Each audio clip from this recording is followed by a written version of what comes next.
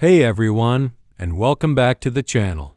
Today we're diving into one of the most unbelievable survival stories ever told.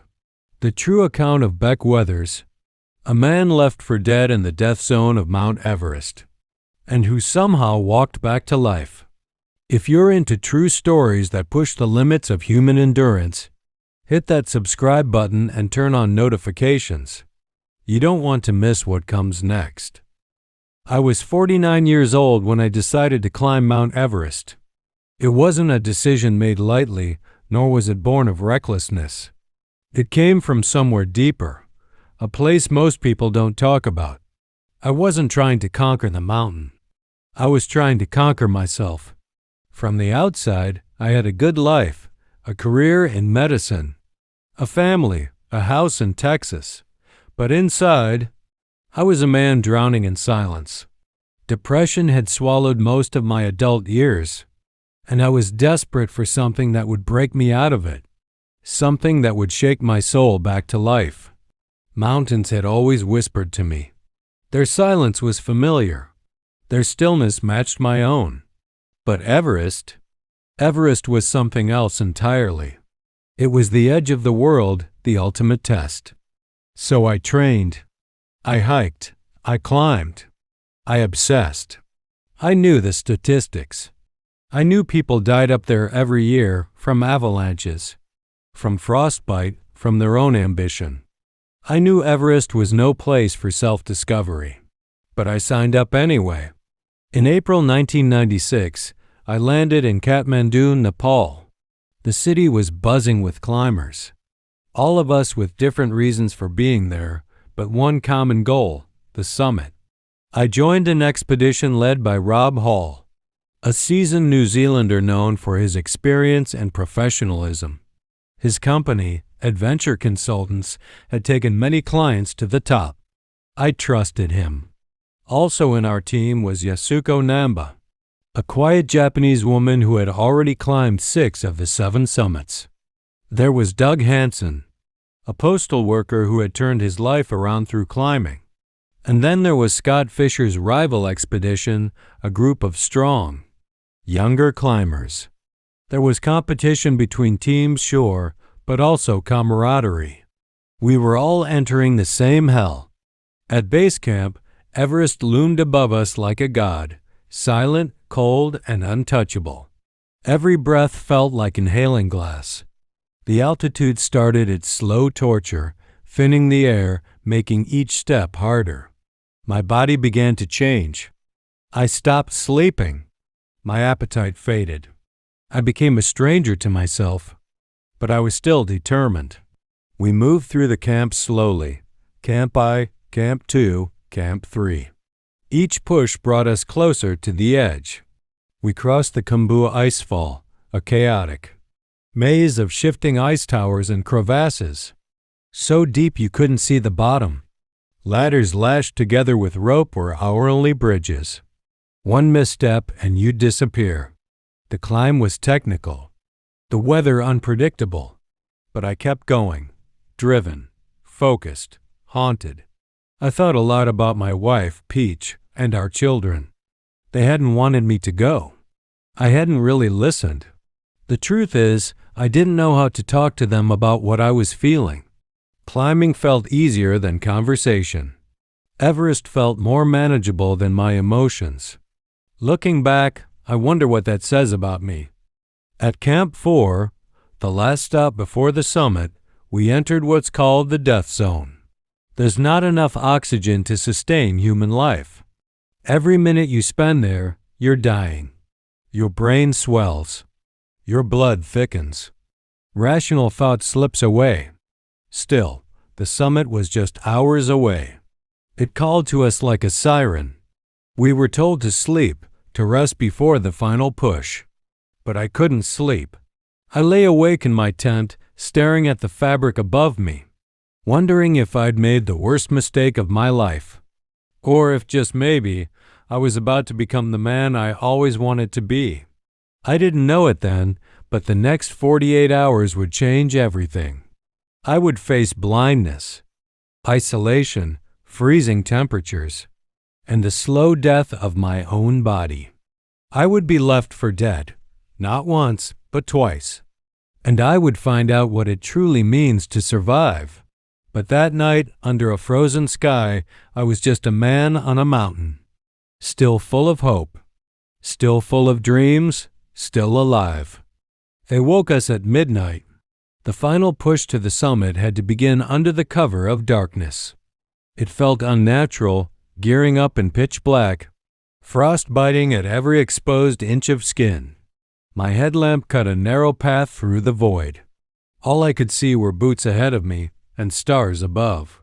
That was the first time I saw Everest not as a mountain, but as a universe. Silent, infinite, cold. The line of climbers moved slowly, clipped to ropes like beads on a thread. Our breathing was heavy, forced. Oxygen tanks hissed like dying serpents. Each step felt like carrying 100-pound weight. And still, I believed I could do it. Around 28,000 feet, something shifted inside me. My vision blurred. Colors began to fade. The outlines of the world softened, like I was underwater. I stopped. It was my eyes. I'd had radial keratotomy years earlier, a vision correction surgery that, under normal conditions, worked fine. But at extreme altitude, with decreased oxygen and pressure, my corneas began to swell. Suddenly, the mountain vanished into a blur. The snow, the rocks, even the rope in front of me, all of it became a smudge. I was going blind. I called out to Rob Hall. He turned and looked at me. His face was already ghostly in the cold, but the concern in his voice cut through everything. "Beck, what's going on?" "I can't see," I said. Rob's brow tightened. He was exhausted, but focused. "You have to go down," he said. "Now, you can't summit like this." It hit me like an avalanche.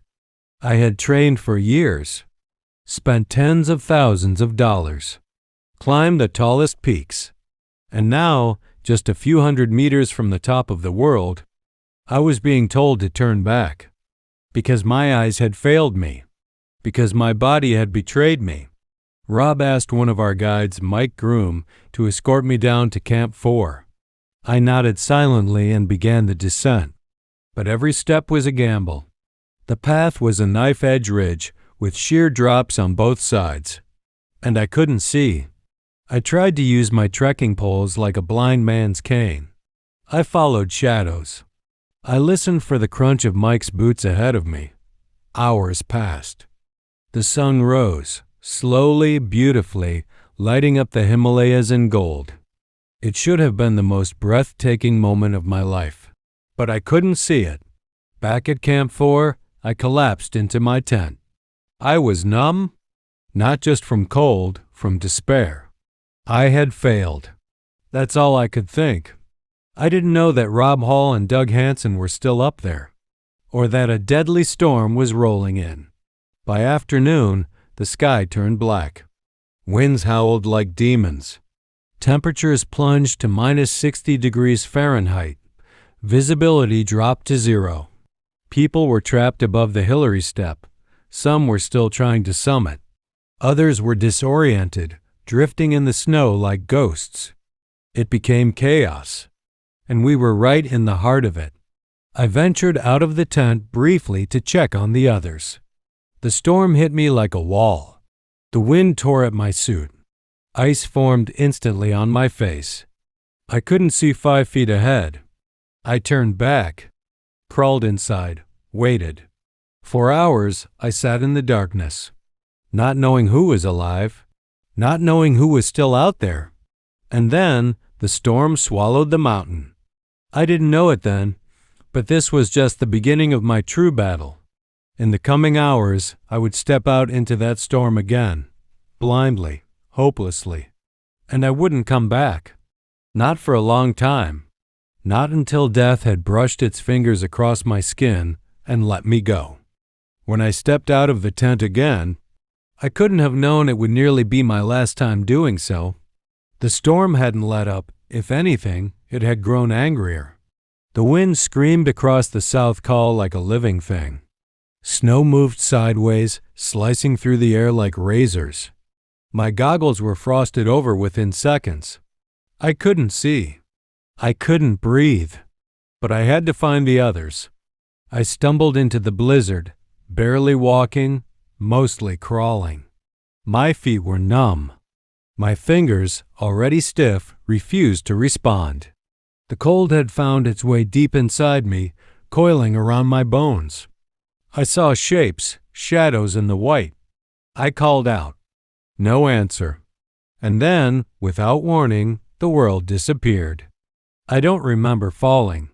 I just remember hitting the snow hard, my body folding unnaturally, and the white wrapping around me like a shroud. That was the moment I died, the first time. I lay there for hours, maybe more. Time doesn't exist in a blizzard. Only pain and silence. The snow covered me. I felt it pack into my mouth, my ears, down the neck of my suit. I couldn't move. And that's when I slipped into the dream. It was warm. I was in my backyard in Dallas. The sun was shining. My kids were playing in the grass. Cynthia was bringing out lemonade. And I was whole again, laughing. No frostbite. No pain, just life.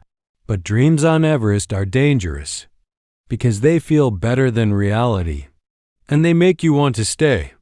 Then I heard a voice, far away, faint, almost like it was calling to someone else. Beck? The dream faded. My eyes opened. There were shapes again, real this time. People. They had found me. I don't know what I looked like to them, but they told me later my face was black. My nose, frozen solid. My right hand and most of my left were purple. My jacket was half open. My goggles were gone. My bare skin was iced over, stiff like wood. They were sure I was dead. They debated what to do. They had so many others to save. They made the only decision they could in that moment. They left me. I remember hearing the voices disappear, the crunch of boots in the snow, and then silence again. That silence was worse than death, because I knew they had given up on me. I don't blame them. They were trying to survive too, but that silence planted something inside me, something deep, something primal, a fire. I don't know how long I lay there, frozen, alone, half-conscious, before I realized I wasn't done yet. Somewhere beneath the layers of frost, beneath the darkness and the pain and the numbness, I heard another voice. But it wasn't a rescuer. It was mine. Get up. Get up. My legs didn't work. My arms wouldn't lift. But I forced them, one at a time. I screamed. The sound was raw, not from my throat, but from my soul. I began to crawl. I don't know how far I moved. Maybe 10 meters. Maybe more. But I reached the edge of a tent. They say when the Sherpa saw me coming, they screamed. A dead man, walking, crawling, dragging himself across the snow. They pulled me in, wrapped me in sleeping bags, tried to warm me. Someone gave me hot tea. I couldn't hold the cup, but I was alive, barely. And that was when I truly understood what survival meant. It's not about muscles or gear or training. It's about will. The will to scream when your lungs are frozen, to crawl when your legs won't work, to refuse death again and again until it gives up on you. When morning came, I was still alive. I'd slept curled up in the tent like a broken doll, wrapped in the warmth of borrowed bodies and borrowed time. The Sherpas had done everything they could and even more than I deserved. But I knew something else. If I didn't get off this mountain soon, I wouldn't see another sunrise. The wind had calmed just enough. The sky was a sickly blue. Everest always looked majestic in the photos, but up close, it's not a postcard. It's a graveyard. The dead are here, frozen where they fell. I'd seen them myself, sitting in the snow like statues. Eyes open, fingers clawed into nothing. I didn't want to become one of them. They offered to carry me, but I refused. I didn't want to die being dragged like cargo. If I was going to make it, I'd make it on my feet or fall trying. So I walked. Every step was a scream. My boots were fused to my skin. My feet were already frostbitten beyond saving. But I moved forward. 1 foot, drag, step, collapse, breathe, again. I couldn't see out of one eye. The other was blurry, the corneas frozen. I walked half blind, sometimes on the trail, sometimes not. At one point, I stepped over a crevasse and didn't even realize it until someone shouted. It didn't matter. I had stopped caring about danger. There was only one thought in my mind. Just get down. I could feel my fingers rotting inside the gloves. My nose was gone. I couldn't feel it, couldn't smell anything. The cold was chewing through me, piece by piece. But still I walked. I passed tents torn by the wind, ice walls stained with blood. I passed others still alive, barely. And I passed the dead. Scott Fisher, Yasuko Namba. Friends, climbers, gone. Their eyes frozen open, staring at the sky they never left. I wanted to cry. I wanted to scream. But I had nothing left. No water in my body to waste on tears. No voice left to shout with. Then I saw it. Camp 4. Like a lighthouse in hell. A cluster of battered tents, a flicker of color in the white. A symbol that maybe, just maybe, I wasn't done yet. I collapsed in front of it. The others ran out. Some cried. One of them said, "Jesus Christ, he made it." They called me a miracle, but I wasn't.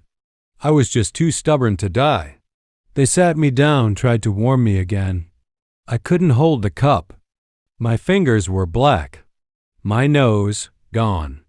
Someone looked into my eyes and said, "You need a helicopter." Now. But helicopters don't fly to Everest. The air is too thin. The wind's too violent. Except that day one did. For me, the pilot risked everything. A man named Maiden Katri Chetri. He took that chopper higher than it was ever meant to go. He dropped in, hovered inches off the snow, blades spinning in the death wind. They shoved me in. I passed out in the air. I woke up in Kathmandu. Then Dallas. Then a hospital room full of machines, doctors, and the quiet breath of my wife, Cynthia. She held my hand. What was left of it? I had lost my nose. My right hand. Most of my left. My cheeks were gone. My ears nearly. But I had my life. I had my children. And I had something else. Perspective. Before Everest, I thought I was invincible. I was arrogant, distant, obsessed with proving something to the world and to myself. But Everest humbled me. It stripped me down to my bones and rebuilt me. Not as a climber, not as a doctor, but as a man who knows what life really means. If you're listening to this, maybe you're going through something. Maybe your own storm is raging. Maybe you're half blind, broken, and lost. I'm here to tell you, keep walking. Even if it's slow. Even if it hurts. Even if it feels like death is watching. Because sometimes, the walk of the dead is just the beginning of the rest of your life. When the mountain lets you go, it doesn't mean you're free. It just means the next climb begins. I left Everest missing fingers, missing flesh, missing parts of my face. But what hurt the most was what I brought back. I woke up in a hospital bed in Texas. White walls. Tubes in my arm. Machines beeping like some strange metronome of life. They told me I was lucky. But I didn't feel lucky. I felt broken. My wife, Peach, was sitting next to me, silent, eyes red, hands trembling. I had put her through hell, disappearing, risking everything, dying on a frozen peak because of my ego. And now here she was, still here. I looked at her and said, "I'm sorry." But she didn't cry. She just said, "Let's get to work." The surgeries began, one after another. Skin grafts, reconstructive work. My nose had to be rebuilt from a section of my forehead. It took 10 hours. My right hand, amputated at the wrist. My left, they tried to save what they could. Each surgery left me with scars. Not just physical, but the kind no scalpel could touch. I had spent so many years trying to escape the world, using mountains as my medicine, thinking altitude would fix what therapy couldn't. But trauma is an altitude sickness. You don't just descend and feel better. You have to face it. There were nights I'd sit awake just staring at the ceiling, haunted by the wind, by the dead eyes of Scott and Yasuko, by the sound of my own breath freezing in the air. I couldn't hold my kids anymore, couldn't tie my shoes, couldn't practice medicine. My hands were gone. So who was I now? I had to redefine everything, not just my career, but my worth, my relationships, my purpose. Peach was my lifeline. She didn't let me wallow, didn't let me give up. She made me go to therapy, talk to groups, share my story. At first, I hated it. I didn't want to be the guy who almost died. But slowly, something shifted. The more I talked, the more I healed. People came up to me after talks, men, women, teens, telling me how my story helped them get through depression, divorce, grief, cancer. They weren't climbers, but they were all fighting their own Everests. And I realized something. I had survived for a reason. Not to go back to medicine, but to tell the truth. That life is fragile. That second chances exist. That pain doesn't mean you're finished. It just means you've begun. It's been over 2 decades now. I've written books, spoken in countries I never dreamed of visiting, hugged my kids at their graduations. I live slower now, more present, more grateful. Sometimes I still feel the cold in my bones. Sometimes I wake up hearing the wind. But I also wake up beside the woman who saved me. And I see a reflection of a man who's not perfect, but is still here, still climbing. After Everest isn't the end. It's the beginning. If you're listening to this, know this. You don't have to nearly die to start living. Whatever your Everest is, addiction, failure, shame, it's not bigger than you. You can rise. You can change. You can survive. Just keep climbing. When the spotlight faded, when the cameras stopped clicking and the books were shelved, something unexpected happened. Silence. And I had to learn how to live in it. After Everest, after the surgeries, the speeches, the public redemption arc, I found myself sitting alone in my backyard, one spring afternoon, just breathing. And for the first time in years, there was no summit to reach, no applause to chase, no audience to impress. Just me, a man with no right hand, with a face rebuilt like patchwork. A man who should have died, but didn't. A man who had somehow become an inspiration, and yet still didn't know who he really was. People think survival ends when you get home, but that's where it really begins. Peach and I had rebuilt our marriage from the ash. She had every reason to leave me emotionally absent, obsessed with climbing, a ghost of a father, but she stayed. And that kind of grace, that kind of forgiveness, it humbles you in a way nothing else can. But staying doesn't mean it was easy. There were mornings I couldn't button my shirt, nights I'd roll over, reach with a ghost hand that wasn't there. Sometimes just holding a glass of water would bring me to tears. not from pain, but because I remembered what it felt like to take the simple things for granted. My children were growing fast, and I was finally there to see it. Really see it. Not distracted. Not thinking about the next mountain, the next escape. But present. I became the man in the stands at school plays. At science fairs. Quietly cheering, heart bursting. There's something profound about being ordinary. After you've brushed shoulders with death, I had learned to love the mundane. But silence is a mirror. And for a man like me, it wasn't always kind. There were nights I'd lie in bed, hearing phantom winds, feeling the crunch of snow under frozen feet, even though I was safe in Texas. That's the part people don't see. The psychological residue. The way trauma etches itself into your nervous system, into your breath, your heartbeat, your dreams. It's not dramatic. It's a slow drip, and it demands patience, presence, and kindness, especially toward yourself. I had lost so much time, not just to the mountain, but to depression before that.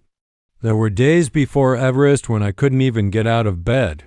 People thought I was moody, distant. They didn't see the internal avalanche. I had walked right up to the edge, not just physically on that peak, but emotionally more than once. That's the irony. Everyone thinks Everest almost killed me, but what they don't know is Everest saved me, because it stripped away the illusion that I could keep running forever.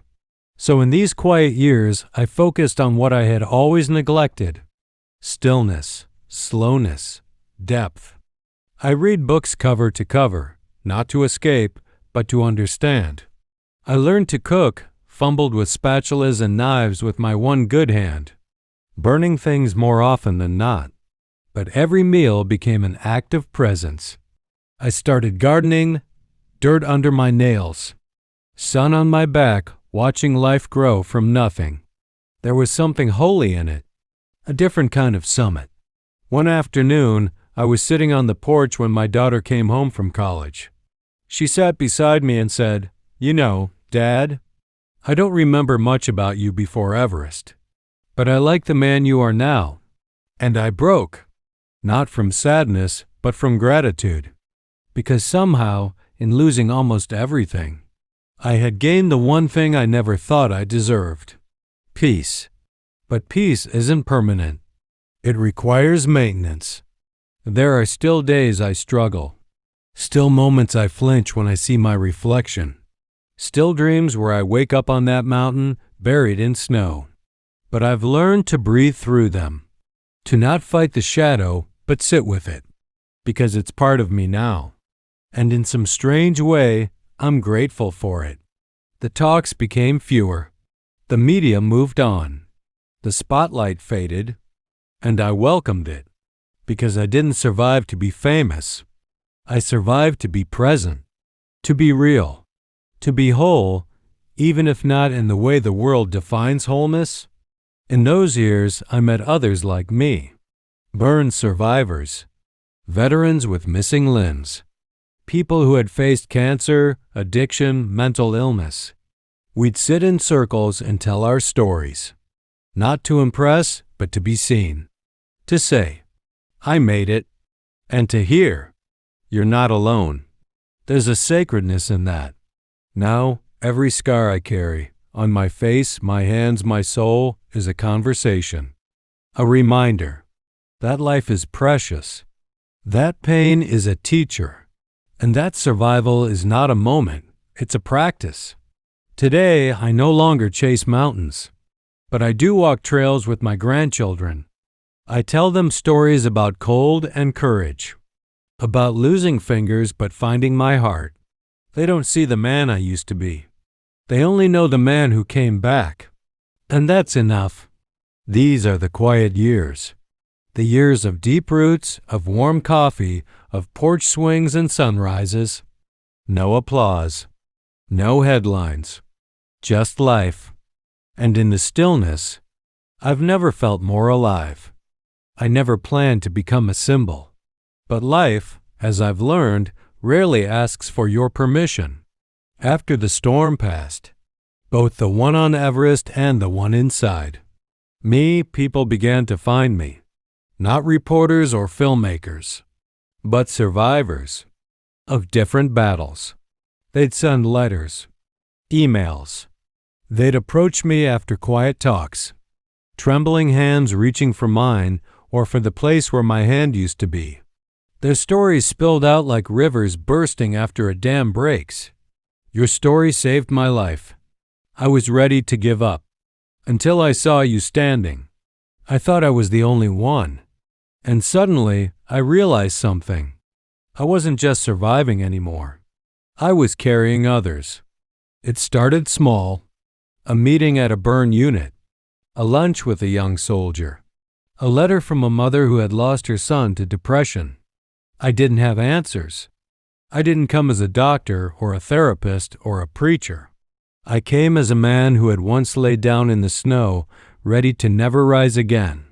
A man who had felt the edge and pulled back. I remember one visit vividly. A teenage boy 16 had lost both hands in a fireworks accident. His parents invited me to speak to him. He was curled in the hospital bed, face hard, eyes empty. Not angry. Not sad. Just gone. I sat beside him, slowly, letting the silence do the work. After a while, I said, "You're probably wondering what life is going to look like now." He didn't move. I continued. I lost my right hand, half my face, my fingers, and for a long time I thought that meant I'd lost everything. Then I smiled. And then life surprised me. He finally looked at me. That's all I needed. I never gave pep talks. I told the truth. That some days would hurt, that people would stare, that grief would come in waves, but that there was life after the fire, after the frost, after the fall. Eventually, I began speaking more intentionally, not on stages, but in recovery groups, burn circles, rehab centers, mental health shelters, people with scars that didn't show up on skin.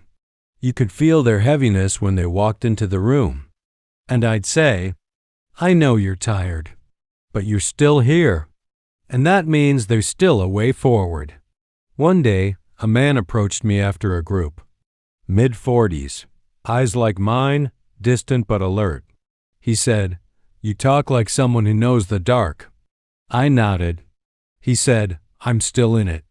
I placed a hand on his shoulder. So was I for years. But sometimes the only way out of the dark is through it, with someone walking beside you.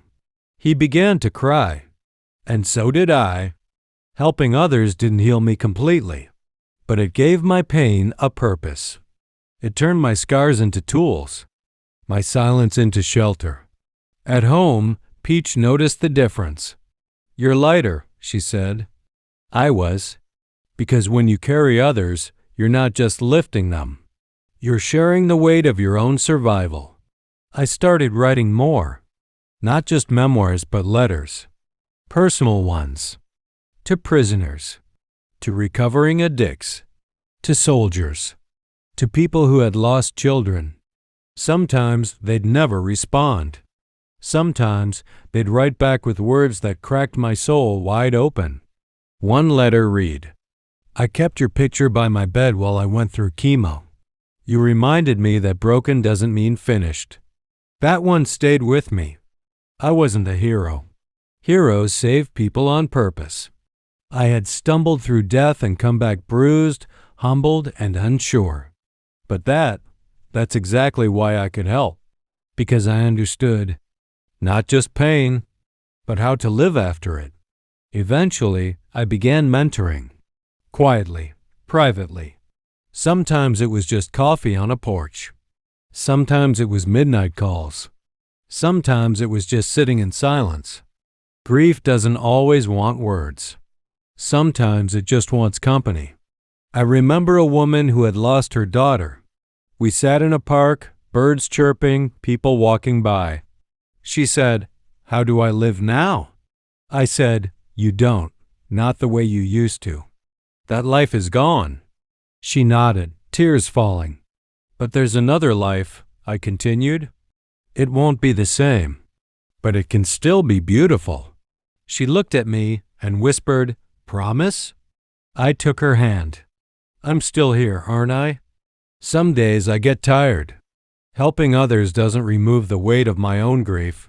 It multiplies it. But there's beauty in that too, because now I don't carry it alone, and neither do they. I've learned that survival isn't a solo journey. It's a chain of outstretched hands, sometimes literal, sometimes unseen. It's strangers becoming mirrors. It's pain becoming connection. It's standing in front of someone and saying, "I don't know your storm, but I know how to walk through one." These years, these quiet, giving years, have become the richest of my life. Not because I climbed another mountain, but because I helped someone else out of their valley. People think scars are ugly, but I've come to believe scars are just proof that we're stronger than what tried to break us. And when we show them, honestly, vulnerably, we give others permission to survive too. So I keep showing up, one room at a time, one person at a time, one story at a time, because someone did that for me. And now it's my turn. I used to believe the storm ended when you made it home, that once your body was safe, your soul would follow. But I was wrong. Some storms echo. After Everest, I carried more than scars. I carried silence, and within that silence lived shadows that refused to fade. The ice had left my hands, yes, but it had settled somewhere deeper inside the mind. You don't come down from Everest the same person.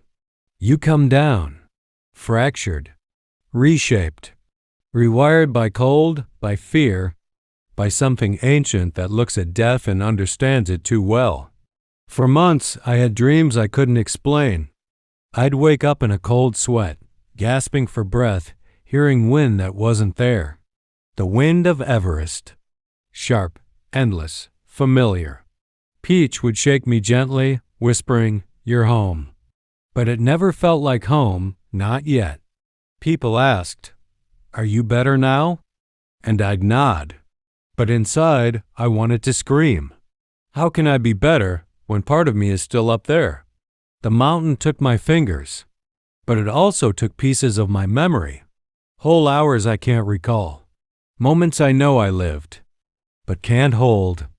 It's like trying to grip snow with bare hands.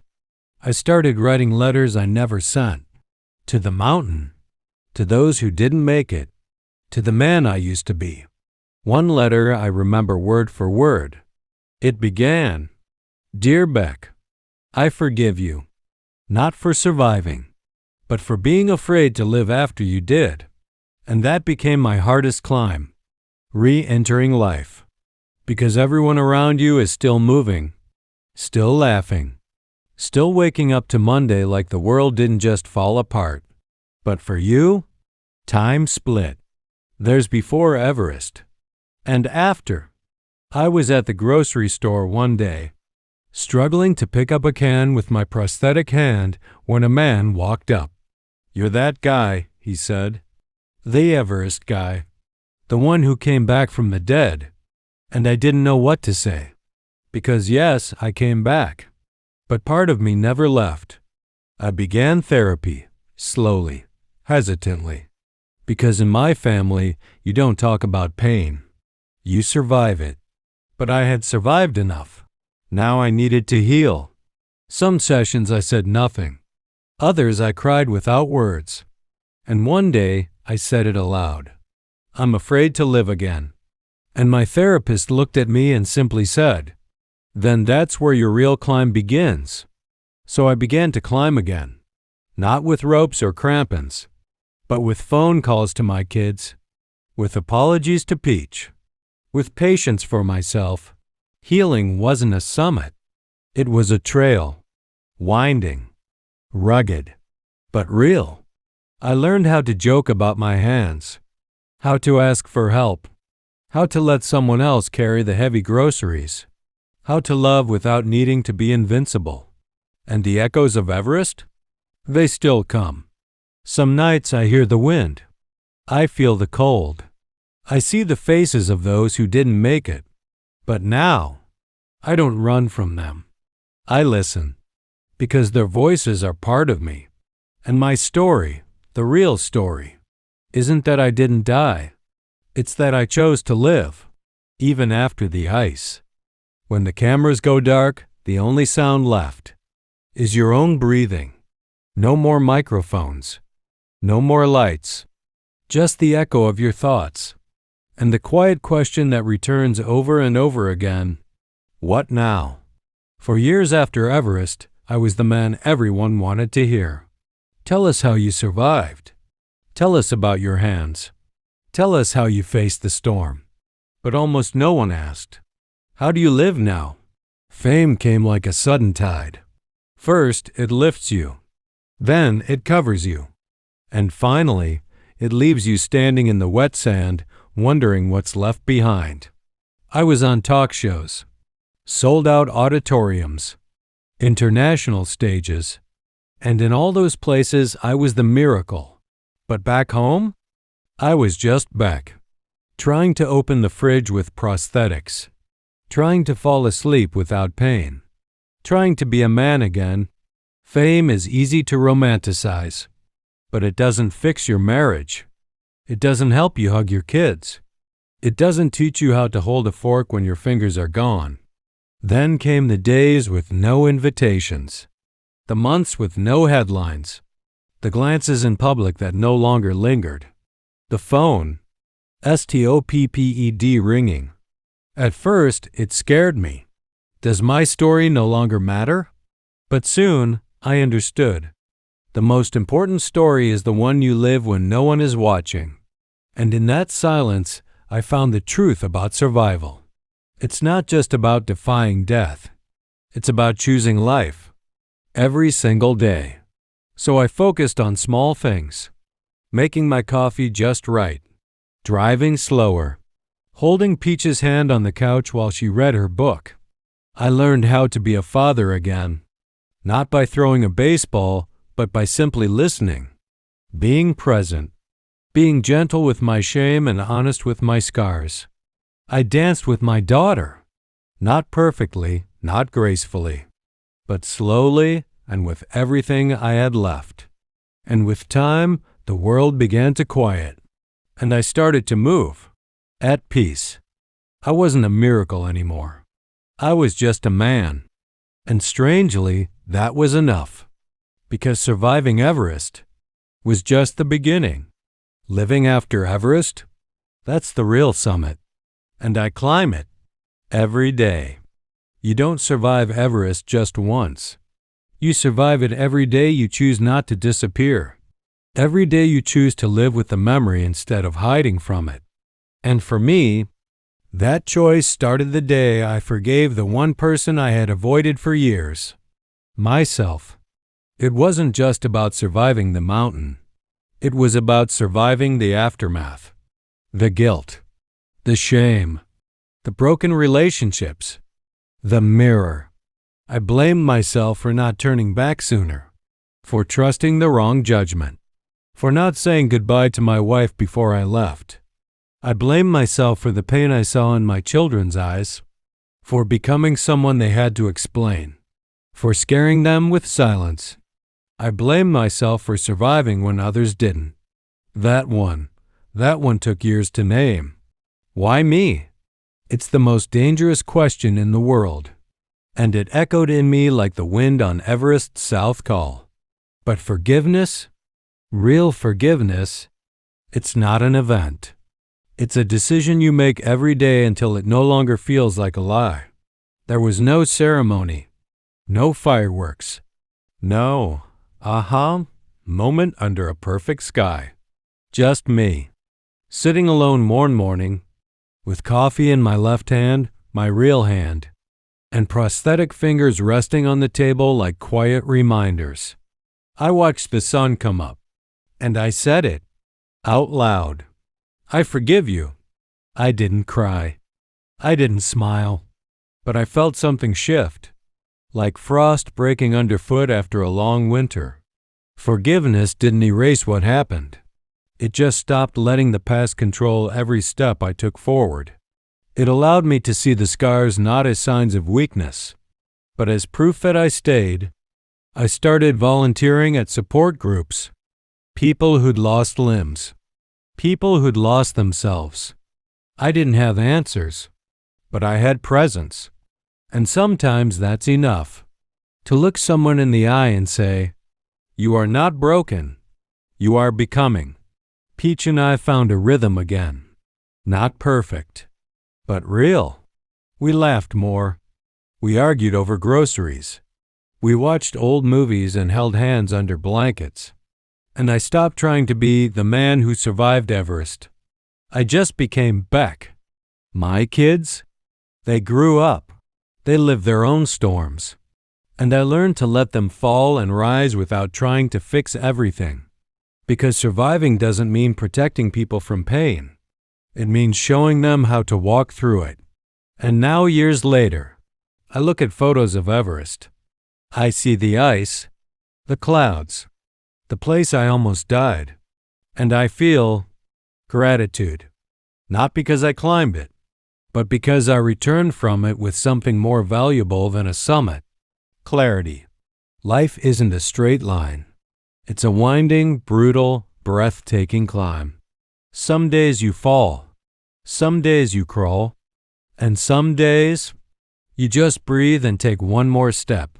But the most important day, the one that truly matters, is the day you stop waiting to feel whole and simply choose to forgive the person who suffered the most. You? Thank you for joining me on this incredible journey of survival. Beck's story is one of the most powerful examples of human will I've ever seen. If this inspired you, please give the video a like. It helps more people find these true stories. Don't forget to subscribe for more weekly episodes. And leave a comment below. What would you have done in Beck's place? I'd love to hear your thoughts. Stay strong and see you in the next story.